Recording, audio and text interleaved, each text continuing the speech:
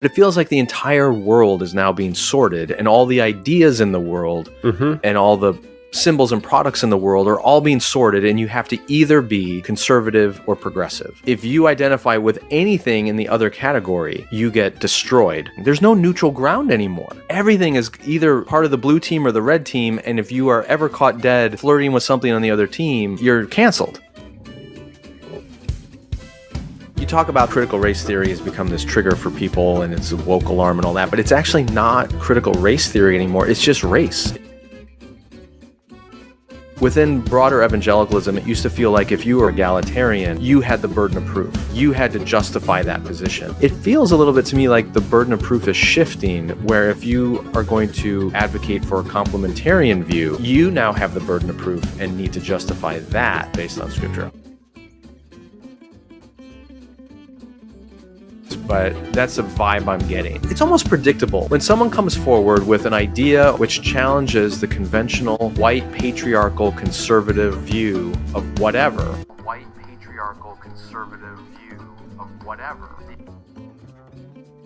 The attacks are going to be, it's not biblical enough, they have an agenda, they're feminist, they're woke. Will evangelicals, or at least the cultural evangelicals, continue to fight for hegemony? Like they want the whole thing for themselves? Or will they ever come to a place saying, we are okay sharing this country with people that don't believe the same way we do? Demographics are going to resolve that in time no matter what. It's just you're seeing the death throes of the one side that can't handle the future.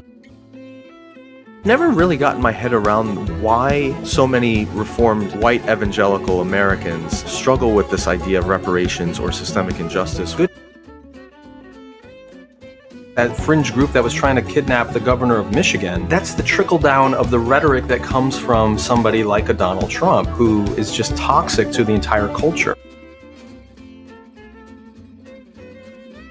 I don't want to disparage white evangelical leaders, but I agree. I think the future of evangelicalism, and maybe the future of the church in general in the United States, is going to heavily rely on African American, Latino American, and Asian American leaders. They have a perspective and a skill set that is needed in our pluralistic moment that a lot of white leaders just frankly don't have. I do wonder if we are seeing the early stages of Latino Americans being broadly accepted as white. If more and more of them do move toward the Republican Party and some of the values of that party, we might see them broadly accepted as white and less turned off by some of the race-baiting dog whistling that goes on from people like Trump.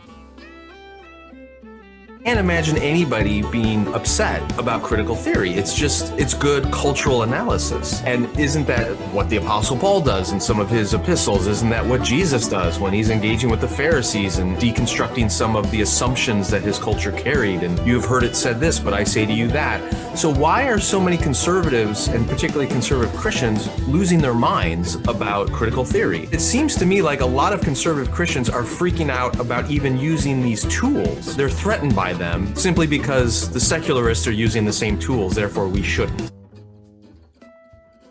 Cosmic Christianity, and then there is crotch Christianity. I'm sorry, what did you say? Crotch Christianity. Okay. Is that a real thing, or did you just make that up? That is what I call it. It is crotch Christianity. Oh yes, you made it up. Goodbye, it is God cares audience. about our crotches and what's happening in and among them.